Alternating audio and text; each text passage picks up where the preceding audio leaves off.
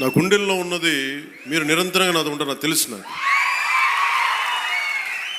నాకు ఇది మీరు బయట నుంచి వచ్చి దేనికి పడినా సరే, ఒక స్కూల్లో ఇద్దరు చిన్నపిల్లలు కొట్టుకున్నా దాన్ని మీరు గొడవ చేసేద్దాం అనుకుంటే నేను ఏం చెప్పను దానికి. మీరు అక్కడ పులివెందులు అక్కడ వాళ్ళ సొంత బాబాయ్ గారిని చంపినా కానీ అది న్యూస్ కాదు. ఇక్కడ ఇద్దరు బిడ్డలు ఉట్టినే కొట్టుకుంటాం, స్కూల్లో కొట్టుకోరా. నాయకులే కొట్టుకుంటున్నప్పుడు స్కూల్లో చిన్నపిల్లలు ఎందుకు మాట అనుకోరు? పెద్ద స్థాయి ఆలోచన పరిధుల నాయకులే మాట అనుకున్నప్పుడు చిన్నపిల్లలు ఏదో అనుకుంటారు, దాని కులాలు పట్టుకొచ్చేస్తాం. మరి ఇదే మీరు అడగాల్సిన ప్రశ్న. మన జనసేన నాయకులు కూడా చెప్తున్నా, కూటమి నాయకులు కూడా చెప్తున్నా, పనిచేసే నాయకులు మీరు వెన్నంటి ఉండకపోతే, ఎలక్షన్లు అయిపోయింది మా పని అయిపోయింది అంటే, నేను నిజంగా అలా అనుకుని ఉంటే ఈ రోజున మీకు ఉప్పాడ ప్రొటెక్షన్ వాళ్ళు ముందుకు వెళ్ళదు చెప్తాను.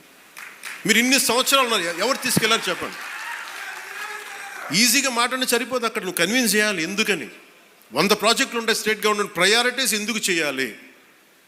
ఇలాంటి 1053 కిలోమీటర్లు ఆంధ్రప్రదేశ్ మొత్తం ఉంటే, అలాంటిది మొత్తం గుజరాత్ నుంచి అన్ని తీర ప్రాంతాలు, బెంగాల్ అన్ని తీర ప్రాంతాలు, తమిళనాడు, కేరళ ఉంటే ఇలాంటి సముద్రపు కోత గురవుతూనే ఉంటాయి. కానీ మీకే ఎందుకు ఇవ్వాలి అని సెంట్రల్ గవర్నమెంట్ అడుగుద్ది. ప్రత్యేకత ఏంటని అది మన కన్విన్సింగ్ ఆర్గ్యుమెంట్. ఎందుకు పనిచేస్తే నువ్వు దేశ నిర్మాణం కోసం పనిచేసేవాడివి, మనుషుల్ని విడగొట్టేవాడివి కాదు, నిలబెట్టేవాడివి, అండగా ఉండేవాడివి. ఇన్ని చూసిన తర్వాత దానికి తోడు హేతువుగా చెప్పాలి, రేషనల్గా చెప్పాలి. ఎందుకు ఇది చేస్తున్నావు అంటే దానికి వాళ్ళు ఆలోచించి లేదు ఇవన్నీ బాగున్నాయని చెప్తారు. ఇంత కష్టం ఒకటి అచీవ్ చేయటం. 1 కోటి రూపాయలు మీరు చాలాసేపు ఈ మధ్యన చూస్తున్నారు. డోలీ ప్రాంతాల్లో పిఎం జన్మన్ పథకం కింద ఒక 40 మంది ఉంటారు. 1 కోటి రూపాయలతో మనం ఒక 4,000 మంది 5,000 మంది ఉన్న ఒక పంచాయతీ ఖర్చు పెట్టడం వేరు. కేవలం 40 మంది ఉండే ఒక ట్రైబల్ పంచాయతీ ట్రైబల్ గ్రామానికి, ఒక చిన్న కుగ్రామానికి పెట్టడం చాలా కష్టం. దానికి ప్రత్యేకించి మన జేబులో డబ్బులు ఇట్లా కేంద్రం తాలూకు పాలసీ ఉంది, పథకం ఉంది, దానిని పెద్ద మనసుతో ఖర్చు పెట్టాలంతే. నేను చేస్తుంది అదే, కుంచుకుపోవట్లా, పెద్ద మనసుతో చేస్తున్నాం.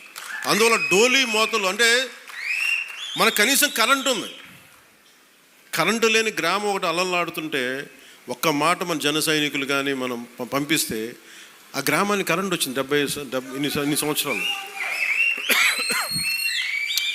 అంటే ఇవన్నీ ఎందుకు చెప్తున్నానంటే నేను కేవలం ఒకదానికే పరిమితం అయిపోతే నా శక్తిని మీరు చంపేసినట్టు వాళ్ళు అయిపోతారు. నాలాంటి వాడు మీరు ఎంత బలం ఇస్తే, బయట ప్రాంతాల నుంచి వచ్చి అసలు నన్ను ఏం చేశారు లాస్ట్ టైం, మా జిల్లాల్లోకి వస్తే, మా ప్రాంతాల్లోకి వస్తే మేము అడుగు పెట్టాం, మా నియోజకవర్గాల్లోకి వస్తే చాలా నాకు చెప్పి వాళ్ళు మటుకు నేను ఎంచుకున్న నియోజకవర్గానికి వచ్చి మొత్తం వ్యతిరేకంగా చేశారు. వాళ్ళ ఏరియాలోకి వెళ్ళకూడదట, వాళ్ళ నియోజకవర్గాల్లోకి వెళ్ళకూడదు, కానీ మనం పనిచేస్తున్న నియోజకవర్గాలకు వచ్చి ఏదైనా కలగచ్చు. అంటే వాళ్ళకి అర్థం కాదు ఏంటంటే నేను సన్నగా కనిపిస్తానో మెత్తగా కనిపిస్తానో తెలియదు, కానీ నా గట్టిదనం వాళ్ళకి తెలియదు. అంటే మీరు మొండి పట్టు పడితే, మీరు గొడవ పెట్టుకోవాలనుకుంటే నేను సంసిద్ధంగా ఉన్నాను, ఎప్పుడైనా గొడవ పెట్టుకున్నాను. దానికి నా దగ్గర కొదవ లేదు, ఆ శక్తి కొదవ లేదు. కానీ ఏంటంటే యుద్ధం ఎందుకు భరిస్తాడు? ఎవడన్నా తిడతా ఉంటే బలం ఉన్నోడు భరిస్తాడు, బలహీనుడే ఎదురు తిరుగుతాడు.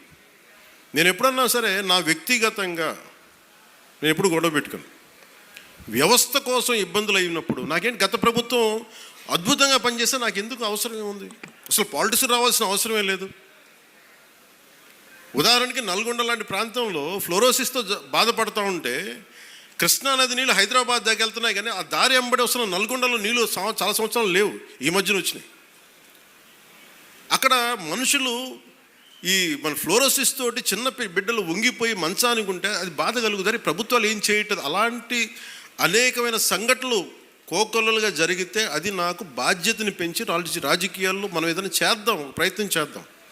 ఓడిపోవచ్చు గెలవచ్చు కానీ ప్రయత్నమే చేయకపోతే తప్పు కదా. అలాంటి సందర్భంలో నేను వచ్చాను పాలిటిక్స్కి. అలాంటిది నేను కింద పడ్డాను. ఇందాక మనోహర్ గారు మాట్లాడుతున్నారు, పుష్కర్ కాలం దాటింది నేను వచ్చి పాలిటిక్స్. 14 సంవత్సరాల పైన ఎవరు తీసుకుంటారు?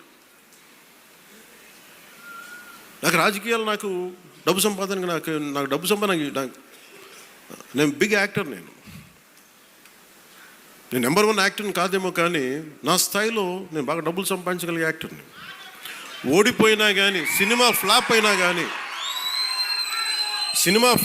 కానీ డబ్బులు చేసుకునే కెపాసిటీ ఉంది నా సినిమాలకి. అది మీ అందరి అభిమానం, ప్రేమ వల్ల. మరి అలాంటి నేను ఎందుకు రావాలి రాజకీయాల్లో కంటే, అది నా ఆవేదన, నా బాధ్యత.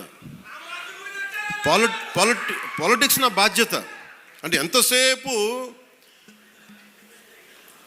ధాన్యం పండించి దోచేసుకోవడం తప్ప తిరిగి ఇద్దామని గుణం లేకపోతే ఏమవుతుంది? అందుకని నేను ఏం నమ్ముతానంటే, ఎంతో కొంత తిరిగి ఇవ్వాలి సమాజానికి. ఆ ప్రిన్సిపల్ నన్ను తీసుకొచ్చింది. అలాంటి నేను కోరుకుంటుంది మన సంక్రాంతి ఒక కొత్త సంక్రాంతి అవ్వాలి మన పీఠికాపురం.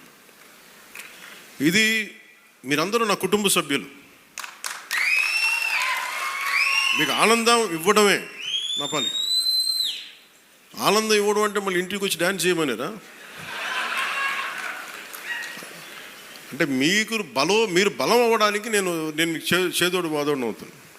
అలాగే మా ఇంటికి వచ్చే పేరెంటాలకు వచ్చి ఎన్ని పేరెంటాలు వస్తే పని వాళ్ళు చేస్తారు, పనులు కూడా చేయాలి కదా. అలాగే సంక్రాంతికి నాకేమనిపించిందంటే, పీఠికాపురం పర్మనెంట్గా ఒక సంక్రాంతి ఉత్సవాలకి పండగ కావాలి. అంటే ఇది సంక్రాంతి, ఓణం ఎట్లా ఉంటుందంటే, మాది కూడా మన హార్వెస్ట్ ఫెస్టివల్ మన కేరళలో. అది భూమిని నమ్మే ప్రతి ఒక్కరి పండగ అది. మరి కేరళలో చాలా ఒక అనూహ్యంగా ఏంటంటే, అన్ని మతాలు జరుపుకుంటారు. సో నా మనసులో కూడా మన సంక్రాంతి అన్ని మతాలు జరుపుకోవాలి. అది ప్రకృతి ఆరాధన నుంచి పుట్టిన మన సంస్కృతి ఇచ్చిన వారసత్వం ఇది. ఈ వారసత్వాన్ని భవిష్యత్ తరాలకి అందించడం మన బాధ్యత. ఈరోజు పీఠికాపురంలో జరుగుతున్న సంక్రాంతి సంబరాలు మనకి భవిష్యత్తులో అందరికీ అలాంటి జ్ఞాపకాలని ఇవ్వాలని మనస్ఫూర్తిగా కోరుకున్నాం.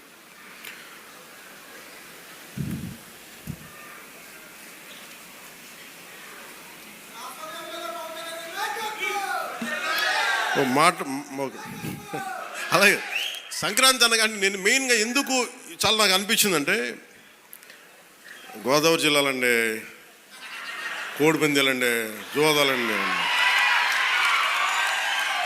సంక్రాంతి తాలూకు అంటే సంక్రాంతి అంటే కోడిపందాలు, జూదాలు, పేకాట. ఓకే, నేను సరదా, అదేం కాదంటలేదు, చేసేవాళ్ళని చేసుకోమని చెప్పి నాకు ఇబ్బంది లేదు. కానీ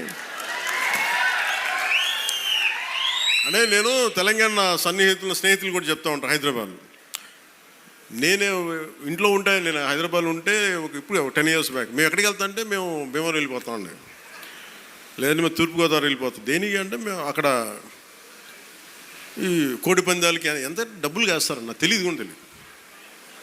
నాకు అప్పుడు అర్థమైంది.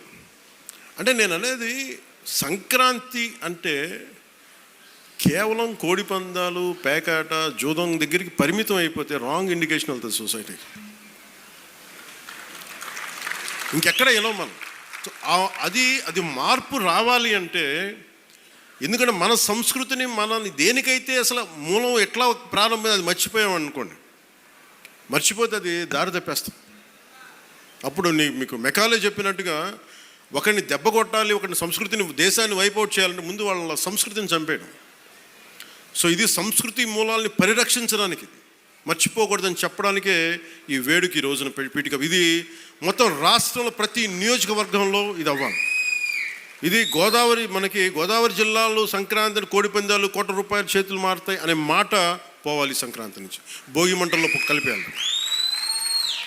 సరదాగా చేసుకుంటారో ఏం చేసుకుంటారో అది వేరే, కానీ అది మట్టుకు ప్రత్యేకంగా కనిపించకూడదు. ఇది ఆప్యాయతానురాగాల గురించి, పంచే మనస్తత్వం గురించి చెప్పుకోవాలి. ఇందాక మనం చూసిన హరిదాసు కీర్తనల గురించి చెప్పుకోవాలి. గరగ నృత్యాలు, గంగిరెద్దులాటలు, కోలాటలు, భజనల గురించి చెప్పుకోవాలి. అలాగే నవతరానికి మన సాంప్రదాయాల విలువల గురించి, కళారూపాలు, సృజనాత్మక ప్రక్రియల గురించి తెలియాలి.